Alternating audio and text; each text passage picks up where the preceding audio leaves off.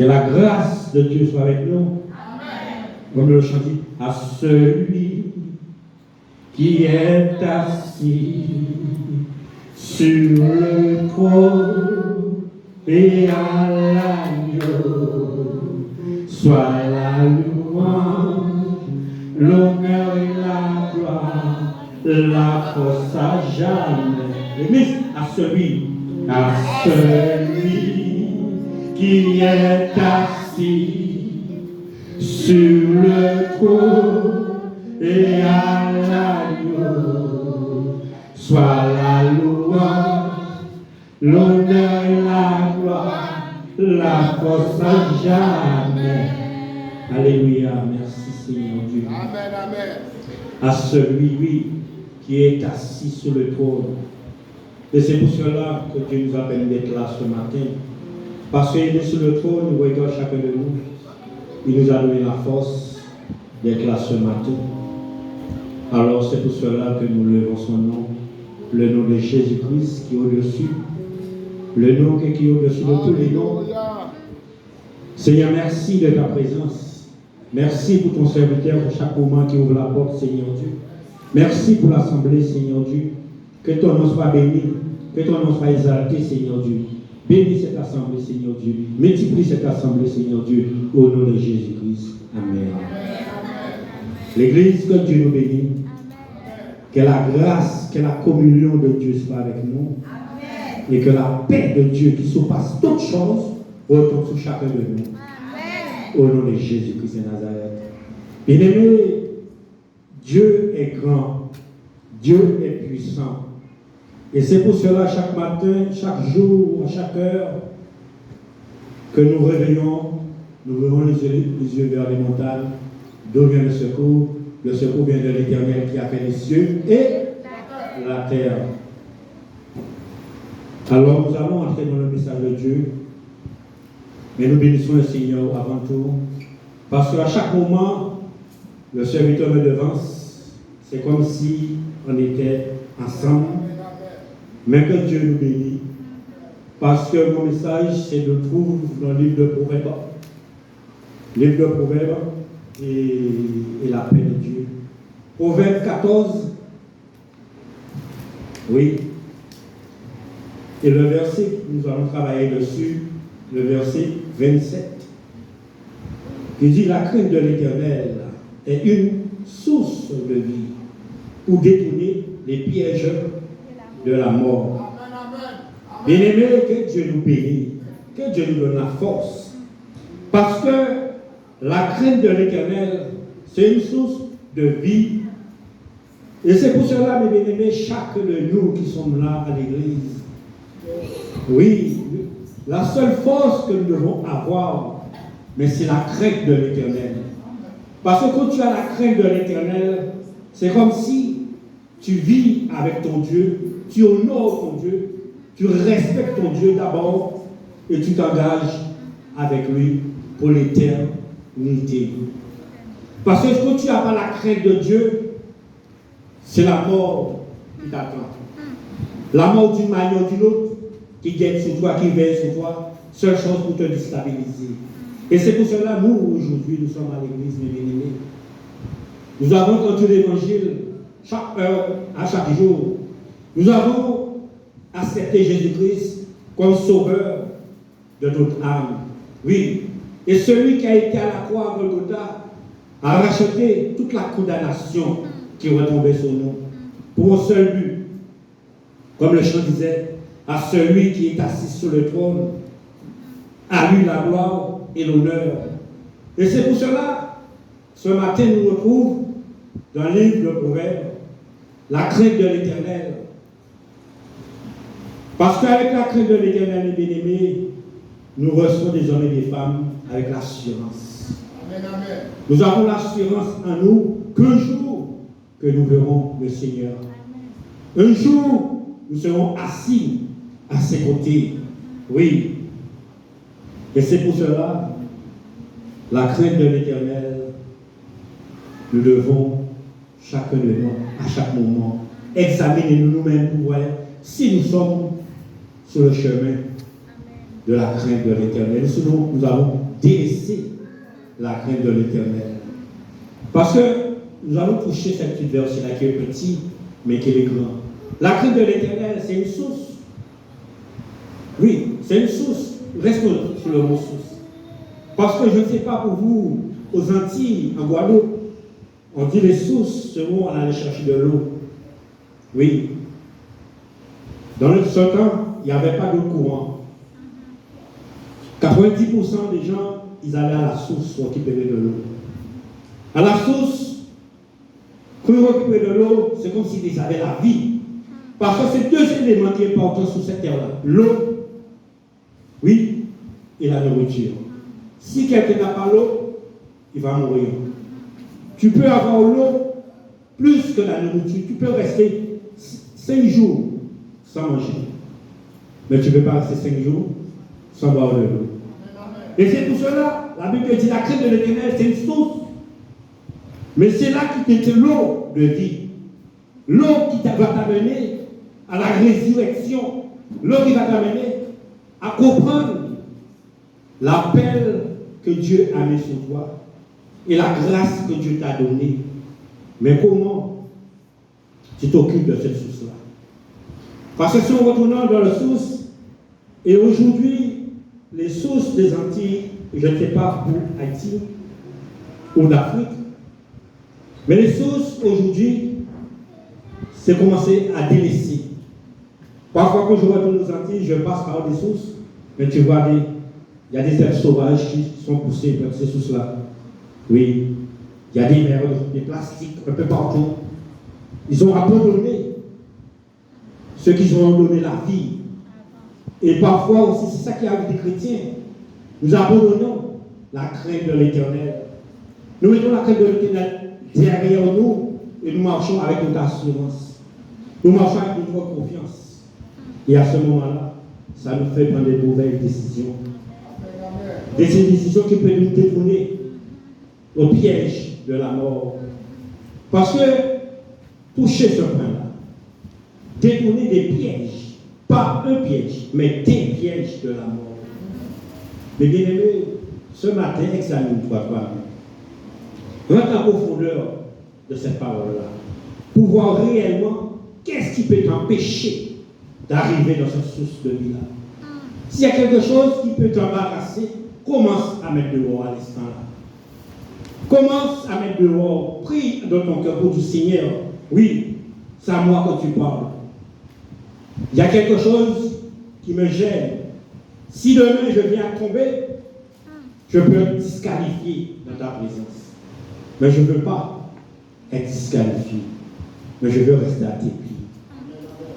Mais c'est pour cela que je te demande de m'examiner. Bien-aimé, le source de vie.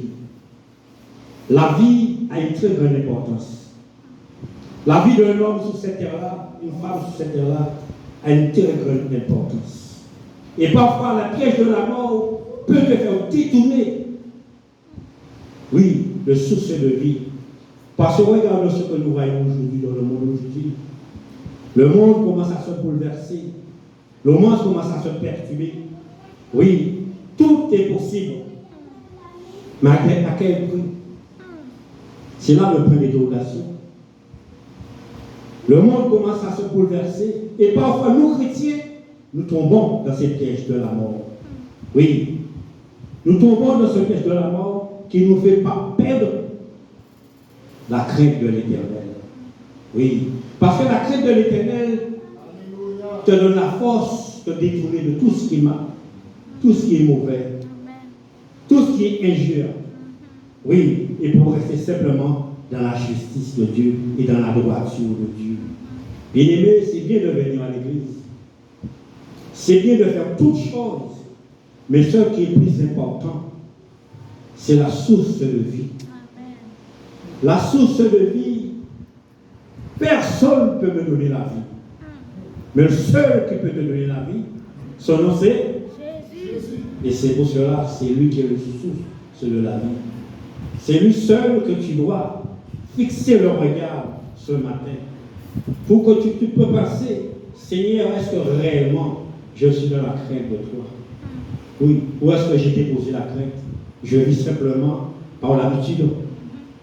Oui, parce que l'habitude peut venir dans nos cœurs. L'habitude peut venir de notre conduite. Mais longtemps que nous avons déjà délaissé la crainte. Oui, ce petit côté-là qui te fait trembler. Oui, ce petit côté-là qui fait ton cœur être sensible à la voix du bon berger. Oui, parce que parfois, nous, l'Église, notre cœur est tellement dur. Nous avons oublié ce petit côté sensible. Oui, c'est comme si ce petit moustique qui vient poser sur toi, qui met son petit épée, tu ressens. Mais parfois, nous avons du mal à ressentir ce que Dieu veut nous dire, dans quelle direction que Dieu veut nous conduire. Et c'est pour cela les pièges de la mort nous guettent à chaque jour, à chaque moment. Oui, tu peux au travail, les pièges de la mort te guettent. Tu es dans le métro, les pièges de la mort te guettent. Tu es dans la maison, les pièges de la mort te guettent. Partout que tu passes, il est là, il te regarde. Oui, il tend des embuscades pour toi, pour voir réellement si tu es un chrétien, si tu es un homme de Dieu, si tu es une femme de Dieu. Oui, le seul endroit, il ne peut pas venir quand tu as réellement la crainte de Dieu. Proverbe 13, et verset 14, l'enseignement du sage est une source de vie. Le point, toujours une source de vie. Parce que ta vie n'est pas n'importe quoi sur cette terre-là, mes bien-aimés. Mais est-ce que nous, aujourd'hui, nous arrivons à reconnaître quel homme que je suis, quelle femme que je suis, quel jeune que je suis? Parfois, la société veut nous aveugler par des différentes choses qui nous donnent facilement, et parfois, nous nous méprisons nous-mêmes. Oui, par notre façon de faire. Mais ce matin, le Seigneur veut toucher ton cœur. Tu es une source de vie. Parce que le source, ce n'est pas pour vous. Même je me rappelle, quand ma mère me disait, allez chercher de l'eau. Oui, on prenait de l'eau dans la source. L'eau était fraîche, douce. Oui, rafraîchissante. Oui. Et c'est pour cela, ce matin, tu n'es pas n'importe qui. Tu es une source de vie. Mais laisse pas le piège de la mort fermer cette nuit-là. Parce que tu peux te disqualifier à n'importe quel moment. Oui. Pour détourner des pièges de la mort. Oui. Parce que Dieu veut nous faire détourner des pièges sataniques que le diable essaie de mettre à chaque moment, dans chaque lieu. Mais ce matin, dégage-toi des poids de l'ennemi. Si l'ennemi, l'année a commencé, tu as des poids sur toi, toujours. Mais ce matin, fais comme le bœuf. Commence à secourir. Oui, pour te rendre plus léger, plus disponible dans la main de Dieu. Oui, parce que quand tu es disponible dans la main de Dieu, Dieu t'amène sur le sommet. Oui, il t'amène sur le sommet. Et sur le sommet, et à ce moment-là, tu es face à face avec Dieu. Et tu regardes le monde différemment. Et tu vois le monde différemment. Tu regardes tous les pièges de l'ennemi. Et à ce moment-là, tu es capable de veiller et prier après. Parce que tu as le temps de discerner. Tu as le temps de réfléchir, d'analyser. Pour dire ce qui est bon et ce qui n'est pas bon. Ce qui est agréable et ce qui n'est pas agréable. Oui. Et c'est pour cela, mes bien-aimés, l'ennemi est visé. Oui. Mais nous devons être aussi intelligents.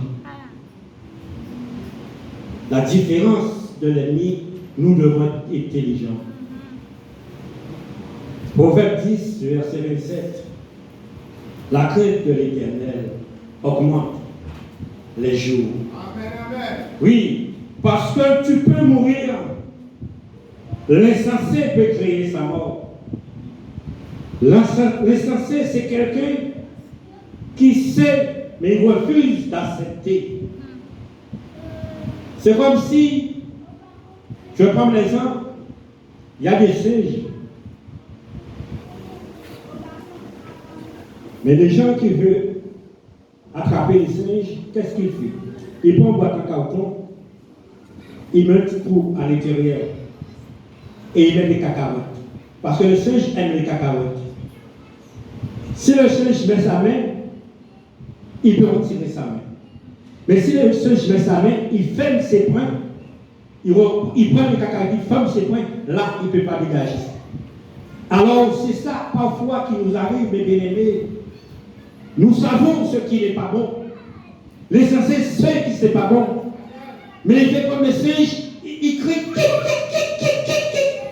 et sa main là. Mais il peut lâcher les cacahuètes, mais il refuse de lâcher les cacahuètes.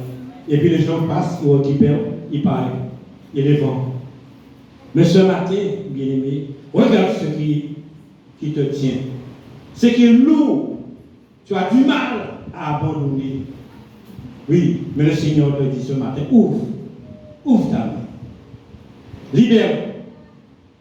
Et tu auras la vie. La vie en abondance. Parce que l'essentiel, il peut perdre sa vie à n'importe quel moment. Continuons. Mais les méchants, mais les années des méchants sont abrégées. Oui, les années des méchants sont abrégées. Ça veut dire que les méchants peuvent disparaître comme le vent, facilement sur cette terre-là. Mais nous, qui sommes désormais des femmes de Dieu, nous vivons dans la source qui nous donne de l'eau à vivre. Nous pouvons nous dégager des pièges de la mort. Nous pouvons sortir dans ces pièges-là. Bien-aimés, que Dieu nous bénisse ce matin. Que la paix de Dieu touche notre conscience, notre intelligence. Proverbe 9 et verset 11. C'est par moi que tes jours sont multipliés. Restons là. C'est par moi que tes jours multiplient. Parce que, mes bien-aimés, c'est simplement dans la parole de Dieu, la communion avec le Seigneur, que tes jours peuvent être multipliés sur cette terre-là. Oui, j'ai entendu le témoignage ce matin. Cette dame est partie à 104 ans. Quelle source de vie. Cette dame a été chercher l'eau. Elle a bu dans les sources. Cela lui a donné la force, l'énergie. Parce que maintenant, l'eau courante qu'on te donne, c'est l'eau empoisonnée. Un enfant de 1 an va commencer à boire cette eau-là, il ne va pas avoir l'âge de 18 ans. Est-ce que nous sommes avec moi, l'église? Un enfant de 1 an, tu commences à boire de l'eau, robinet, il ne va pas avoir 18 ans. Parce que cette eau n'est pas bonne. Mais l'eau de source, mais c'est l'eau pure qui nous donne la vie en abondance. Bien-aimé, ce matin, quelle eau que tu as, que l'eau que nous avons,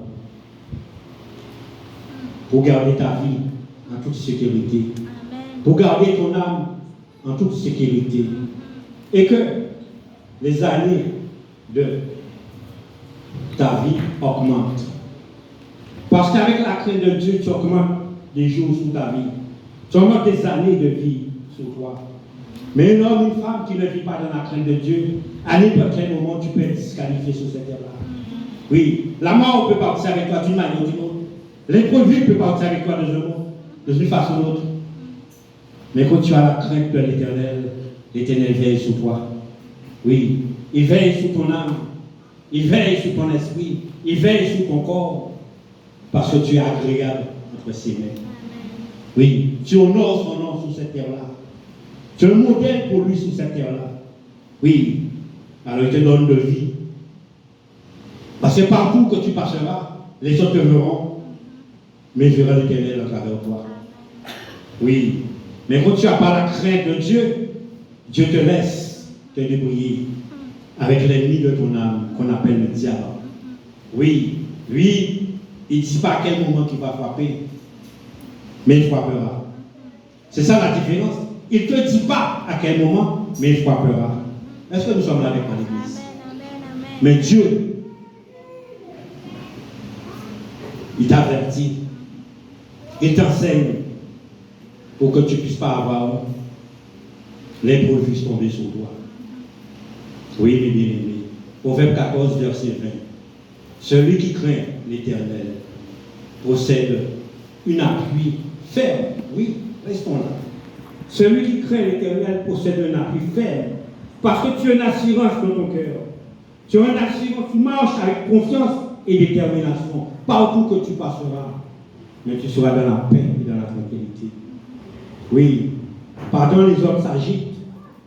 Mais tu auras la paix à l'intérieur de toi. Et quand un homme ou une femme a la paix à l'intérieur de soi, le diable ne peut pas faire n'importe quoi avec lui. Le diable ne peut pas. Il va chercher, mais ne pourra pas. Parce que son appui, c'est l'Éternel des armées. Il lui fait confiance. Il obéit à sa parole. Il honore sa parole. Dieu ne défend pas l'homme, mais Dieu défend toujours sa parole. Amen. Parce qu'il avait dit à Jérémie, oui, je t'avais choisi comme prophète des nations. Mais Jérémie voulait dire, non, je ne sais pas parler. Il a dit, non, monsieur, depuis le sein maternel, j'ai mis ma parole dans ta bouche. Mais va.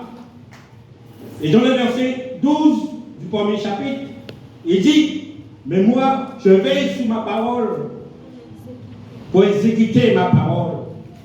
Parce que Dieu, c'est la parole de Dieu que Dieu vient honorer à travers chacun de nous. Tu es le fils de pasteur. Mais Dieu ne regarde pas que tu es fils de pasteur. Tu es cousin du pasteur. Dieu ne regarde pas que tu es cousin du pasteur.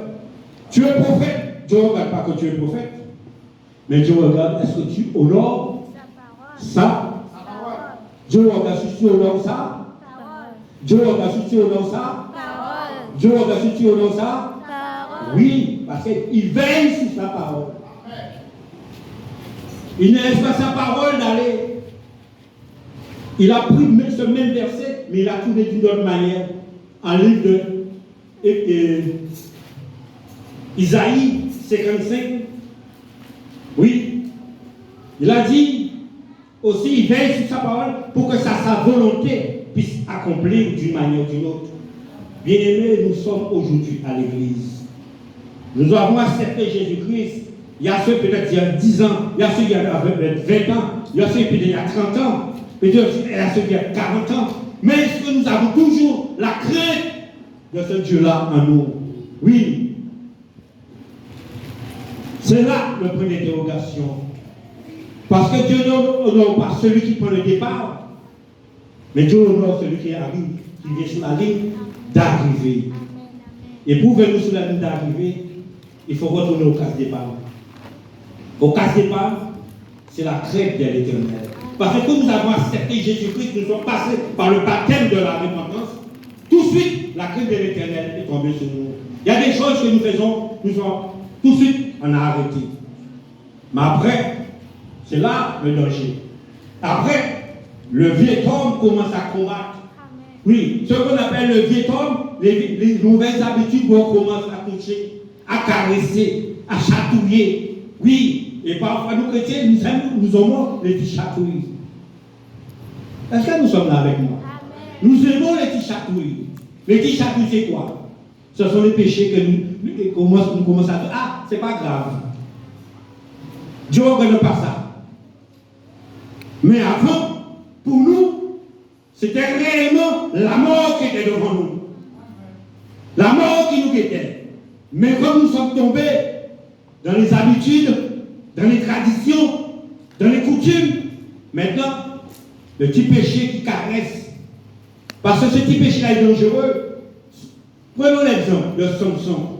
Samson était l'homme le plus puissant au monde. Mais avec deux petits renards. Deux petits renards. Il a détruit tous les champs de Philippe.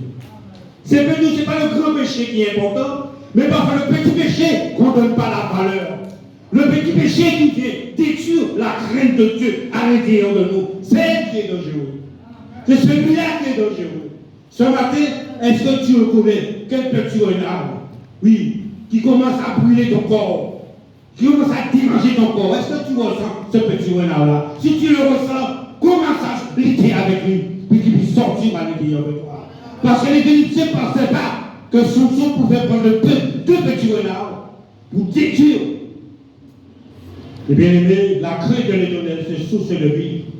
Le source de vie, c'est l'eau pure, l'eau sans tache, l'eau qui n'a pas de javel, de produits chimiques là-dedans, mais c'est une eau pure. Mais c'est ce eau-là que Dieu veut nous donner ce matin. C'est toi que Dieu veut que nous marchions avec ce matin pour détourner des pièges de la mort. Oui, des embuscades de la mort. Oui, parce que les embuscades de la mort, il est partout. Même parfois, même ce que tu manges, c'est les pièges de la mort qui est derrière ça. Et c'est pour cela, chaque fois que tu manges, il faut dire au Seigneur, béni, béni. Parce que le diable est rusé. Oui. Nous étions sur le verset 14 et verset 20. Verset 14 et verset 20. Qui dit, celui qui a la crainte de l'Éternel possède un appui ferme. Et ses enfants ont un refuge auprès de lui. Bien-aimés, nous ne sommes pas seuls sur cette terre-là. Nous ne sommes pas seuls dans ce monde-là. Nous pouvons amener les enfants à l'église, oui. Ils sont assis là. Mais ce n'est pas ça que Dieu attend de nous. Mais c'est pour que nous soyons, ces enfants puissent avoir un refuge dans les difficultés demain. Parce qu'un homme qui honore Dieu, une femme qui honore Dieu, Dieu peut soigner tes enfants. Amen. Est-ce que nous sommes là avec moi? Un homme, une femme qui honore Dieu, Dieu peut soigner tes enfants dans les moments difficiles. Dieu combat pour toi dans les moments difficiles. Oui, parce que tu es symbole pour lui. Il veille sur sa descendante. Oui, et c'est pour cela, mes bien-aimés, nous sommes dans un combat. Et parfois, quand tu dis déjà, nous ne sommes pas dans un combat, on est plus sous la loi. Oui, tu es dans un combat. Depuis que tu as accepté Jésus-Christ, tu as renoncé dans la main du diable, tu es dans un combat. Chaque jour, pour combattre contre ses pièges, contre ses désirs, contre ses fantasmes, contre ses plaisirs, contre ses ruses, tu es dans un combat. Parce qu'apôtre Paul a dit, nous avons combattu, il a combattu le bon, il a combattu le bon, maintenant il a achevé la course. Il avait l'assurance, il avait la confiance parmi tous les apôtres, mais un seul qui a dit ça, c'est lui seul. Ce n'est pas la quantité, mais c'est la qualité que Dieu. Ce n'est pas la quantité, mais c'est la qualité que Dieu aime. Oui, parce que parmi tous les apôtres, tu n'as jamais entendu un seul qui l'a dit. J'ai combattu. Ce matin, combat ceux qui sont combattus contre toi. Il y a des combats que Dieu va aller pour toi. Mais il y a des combats que Dieu va te laisser seul, face à face avec toi-même. Est-ce que nous sommes là avec nous? Il y a des combats que Dieu va entrer pour toi. Mais il y a des combats que Dieu va te laisser face à face. Combattre. Oui. Nous allons accélérer. Nous prenons Proverbe 19 et le verset 20. Écoute le conseil et reçois l'instruction afin que tu sois sage dans la suite de ta vie. Oui, c'est pas... Le bien-aimé, écoute ça bien. La Bible dit, dans sa vieillesse, en livre de Genèse, l'Éternel a béni Abraham dans sa vieillesse. Parce que ce n'est pas le commencement que Dieu prend soin, mais Dieu prend soin de l'homme qui t'a appelé aujourd'hui. Si Dieu t'a appelé aujourd'hui, mais il t'attend jusqu'à 20 ans. Hein? Et si tu arrives à 20 ans, et c'est là que tu vas commencer à ouvrir les sources de vie pour toi. Parce que Dieu aime la fidélité. Dieu aime la justice. Dieu aime la droiture. Tout ce qui accompagne dans la sainteté, Dieu va te couronner. Oui, parce que c'est facile de prendre le départ. Regarde le tour de la France. Beaucoup de coureurs, il y avait 184 coureurs. Maintenant, on regarde combien de coureurs qu'il y a ici. Et ils sont tous professionnels. Il n'y a aucun amateur. Ils sont tous professionnels. Ça veut dire qu'ils sont tous chrétiens, d'une manière. Est-ce que nous sommes là avec nous? Parce que nous sommes tous chrétiens. Mais ce matin, est-ce que c'est nous tous que cette parole-là va tomber dans le jardin? C'est là le point d'interrogation. Pour faire la conclusion. Proverbe 19 et le verset 23 qui dit: la crainte de l'Éternel mène à la vie et l'on passe de la nuit, ça rassasie son être vivant, sa vivacité. Visité par le malheur, oui. Sans visiter par le malheur. Bien-aimé, quand tu as la crainte de l'Éternel, et c'est pour cela parfois il y a des hommes et des femmes qui vont dire: pasteur, prie pour moi, le soir j'ai du mal à dormir. Il y a le diable qui vient combattre avec moi. Il y a tout, mais parfois la parole vient nous récupérer. Qu'on a baissé la crainte de Dieu, mais le diable il ne dort pas. Seule chose, il ne dort pas. La nuit, pendant que tu commences à dormir, c'est là qu'il commence à te frapper, à marcher sous ta tête, à craser ta tête, oui, parce que tu n'as plus de bouclier. Ton bouclier, c'était la crainte de Dieu, mais tu l'as mis de côté pour ton intérêt personnel. Alors le diable commence à marcher. Et à ce moment-là, qu'est-ce qu'on dit? Pasteur, prie pour moi. Frère, prie pour moi. Sœur, prie pour moi. Non! Reprends la crainte de l'Éternel. Retourne à la source de vie. Retourne à la source de vie. Là, tu auras la paix et la grâce de Dieu. Tu vois la grâce et la paix de Dieu. Oui. Que Dieu nous bénisse. Proverbe 2 et verset 9.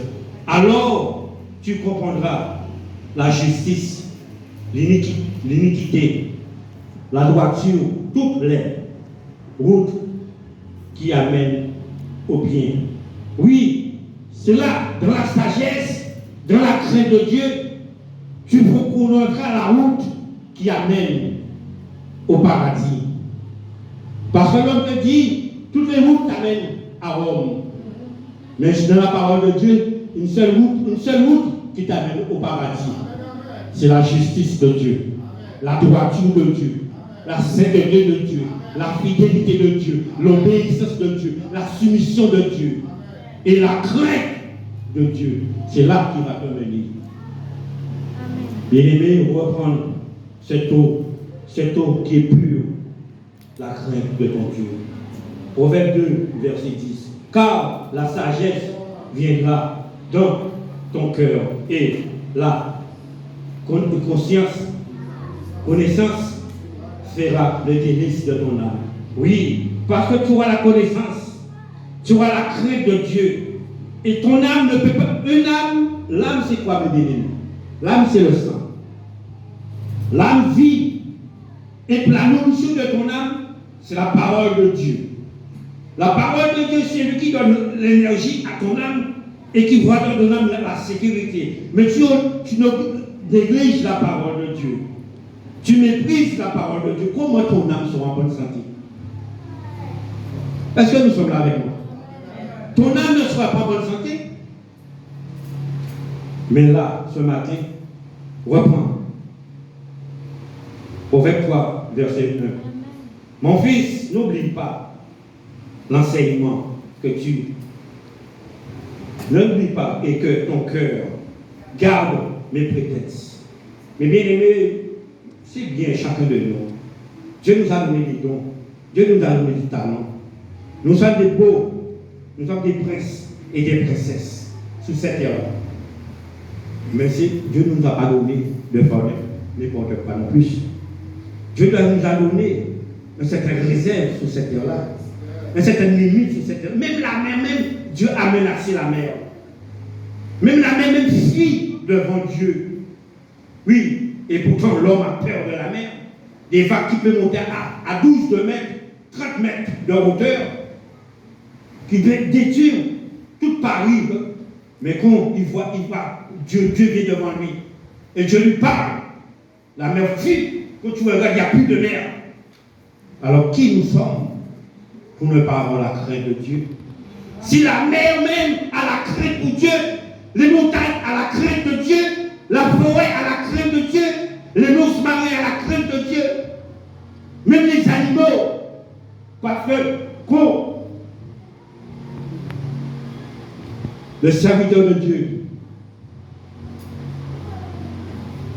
Dieu lui avait donné l'ordre de faire les animaux entrer dans l'arche. Amen. Oui. Pas quand l'homme détournait son regard dans la parole que Noé disait. Mais Noé a été voir les animaux. Lion, je veux que tu m'entres. Lion a dit, est-ce que je peux amener ma femme? Oui, amène ta femme. Il va le cheval, est-ce que tu veux entrer? Oui, amène ta femme. Oui, cabri, est-ce que tu veux entrer? Oui, amène ta femme. Oui, cheval, et amène. Oiseau, amène. Pigeon, amène. Tout ont obéi pour entrer dans l'arche. Les animaux, ils ont eu la crainte. Il y a l'Éternel. Aujourd'hui, quelle excuse que nous avons? Quelle excuse que nous avons? Parle à Dieu ce matin. Murmure devant Dieu ce matin. Même les animaux ont compris le Dieu qui a créé le ciel et la terre. Et selon leur Dieu aussi. Ils ont dit de rentrer dans l'arche, je rentre dans l'arche. Et je ferme ma bouche. Et je rentre. Et là, ils ont entré. Et aujourd'hui, si tu arrives à manger un cheval de bœuf, c'est grâce à l'obéissance des animaux là que nous mangeons. Bien aimé, où est-ce qu'on en arrive au moment? Grâce à l'obéissance des animaux là que nous mangeons. Que Dieu nous bénisse là. Que Dieu nous fortifie. Et pour finir, 3 et 7. Proverbe 3, 7. Ne sois point sage à tes propres yeux. Crains l'Éternel et détourne du mal. Ne sois pas sage à tes propres yeux. Tu peux être pasteur, tu peux être apôtre. Quel que soit ton niveau mental, intellectuel, auteur. Mais ce matin, sois pas sage à tes yeux. Mais regarde simplement, est-ce qu'il y a des petits renards? Parce que le petit renard peut brûler toute Paris. Peut détruire la tour Eiffel. Avec 2 petits renards. J'attache à la tour Eiffel et je donne l'ordre d'aller. Et tu vois la tour Eiffel de mettre et par terre. Et quand tu dis, qui a fait ça? 2 petits renards. Le dangereux, c'est le petit péché. Ce matin, que Dieu nous bénisse. Et que la paix de Dieu soit avec nous. Au nom de Jésus-Christ. Amen.